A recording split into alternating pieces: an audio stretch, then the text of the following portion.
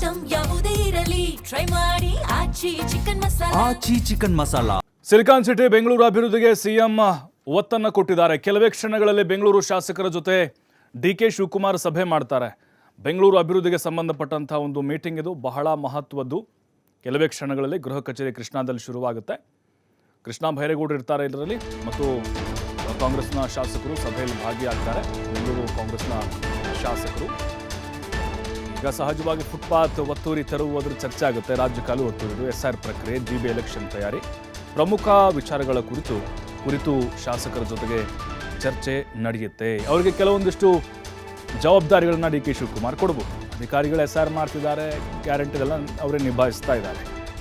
But ಈ ಸಂದರ್ಭದಲ್ಲಿ ಶಾಸಕರು ಏನು ಮಾಡಬೇಕು, ಜನರಿಗೆ ಇನ್ನೂ ಹತ್ತಿರ ಆಗೋ ಥರ, ಯಾಕೆಂದರೆ ನೆಕ್ಸ್ಟ್ ಚುನಾವಣೆ ಬರ್ತಾ ಇದೆ, GB ಇದು. ಹಾಗಾಗಿ ಪಕ್ಷಕ್ಕೂ ಕೂಡ ಅನುಕೂಲ ಆಗಬೇಕು. ಆ ನಿಟ್ಟಿನಲ್ಲಿ ಈ ಒಂದು ಸಭೆ ಕರೆದಿದ್ದಾರೆ. ನಿಮ್ಮ ಕ್ಷೇತ್ರದಲ್ಲಿ SR ಪ್ರಕ್ರಿಯೆ ಹೆಂಗೆ ನಡೀತಾ ಇದೆ, ಅಲ್ಲೇನಾದರೂ ಅಕ್ರಮ ನಡೀತಿದೆಯಾ, ವಿರೋಧ ಪಕ್ಷದವ್ರು ಏನಾದರೂ ಹಂಗೆ ಮಾಡ್ತಿದ್ದಾರಾ, ಹಂಗಿದ್ರೆ ವರದಿ ಕೊಡಿ, ವಿಡಿಯೋ ಫುಟೇಜ್ ಕೊಡಿ, ಸಾಕ್ಷಿಗಳನ್ನು ಕೊಡಿ, ಕಾನೂನಾತ್ಮಕ ಕ್ರಮ ತೆಗೆದುಕೊಳ್ಳೋಣ ಈ ರೀತಿಯಾಗಿ. ಅದಾದಮೇಲೆ ರಾಜಕಾಲು ಒತ್ತುವರಿ, ನಿಮ್ಮ ಕ್ಷೇತ್ರದಲ್ಲಿ ಎಷ್ಟು ಪ್ರಮಾಣದ ಜಾಗ ಅಂದರೆ ಆ ರಾಜಕಾಲುವೆ ಜಾಗ ಒತ್ತುವರಿ ಆಗಿದೆ, ಈ ಹಿಂದೆ ಎಷ್ಟು ಅಲ್ಲಿ ತೆರವು ಮಾಡಿದ್ದಾರೆ, ಇನ್ನೂ ಎಷ್ಟು ಬಾಕಿ ಇದೆ, ಅದರ ಅಂಕಿಅಂಶ ಕೊಡ್ರಿ. ಅವರಿಗೆ ಕೆಲವೊಂದು ಸೂಚನೆಗಳನ್ನು ಕೊಡ್ತಾರೆ.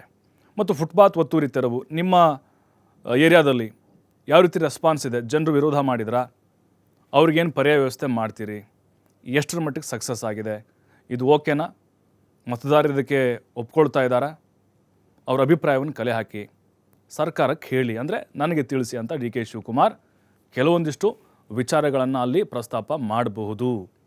ಈಗ ನೋಡಿ, ಫುಟ್ಪಾತ್ ಸಂಬಂಧಪಟ್ಟಂಗೆ ಹಲವು ಕಡೆಗಳಲ್ಲಿ ಭಾರಿ ವಿರೋಧ ವ್ಯಕ್ತವಾಗ್ತಾ ಇದೆ.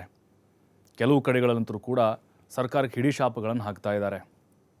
ಅದನ್ನು ಕೂಡ ನೀವು ಬಹಳ ಜವಾಬ್ದಾರಿಯುತವಾಗಿ ನಿಭಾಯಿಸಬೇಕು. ಸರ್ಕಾರಕ್ಕೆ ಕೆಟ್ಟ ಹೆಸರು ಕೂಡ ಬರಬಾರ್ದು, ಅದನ್ನು ಪಾಸಿಟಿವ್ ಆಗಿ ಜನರ ಮುಂದೆ ಇಡಬೇಕು ಅನ್ನುವಂತಹ ಒಂದು ಸ್ಟ್ರಾಟಜಿಯನ್ನು ಕೂಡ ಡಿ ಕೆ ಶಿವಕುಮಾರ್ ಇಲ್ಲಿ ಮಾಡಲಿದ್ದಾರೆ. ಒತ್ತುವರಿಗೆ ಸಂಬಂಧಪಟ್ಟಂಗೆ ಈಗ ಅದಕ್ಕೂ ಕೂಡ ಒಂದು ಪ್ಲ್ಯಾನ್ ರೆಡಿ ಆಗುತ್ತೆ. ಯಾರ ಹಸ್ತಕ್ಷೇಪ ಇರಬಾರ್ದಿಲ್ಲ. ಯಾರೋ ನಿಮ್ಮ MLA ಕಡೆ ಒಬ್ಬ ಬಂದ, ಆವಾಜ್ ಹಾಕ್ತಾ, ಫೋನ್ ಮಾಡಿಸಿದ, ಯಾರಿಗೂ ಕೇರ್ ಮಾಡಲ್ಲ. ಇಲ್ಲಿ ನಿಮ್ಮ ಸಹಕಾರ ಬಹಳ ಮುಖ್ಯ.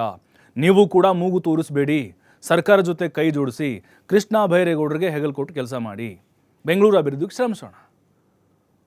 ನಮಗೆ ಆಶೀರ್ವಾದ ಮಾಡಿದರೆ ಅಧಿಕಾರ ಕೊಟ್ಟಿದ್ದಾರೆ, ಇನ್ನೆರಡು ವರ್ಷ ಇರ್ತೀವಿ. ಹಾಗಾಗಿ 28ರ ಚುನಾವಣೆ ನಮ್ಗೆ ಅನುಕೂಲ ಆಗಬೇಕು. ಜನ ಮತ್ತೆ ನಮ್ಗೆ ಆಶೀರ್ವಾದ ಮಾಡಬೇಕು. 28ಕ್ಕೂ ನಾವೇ ಗೆಲ್ಲಬೇಕು.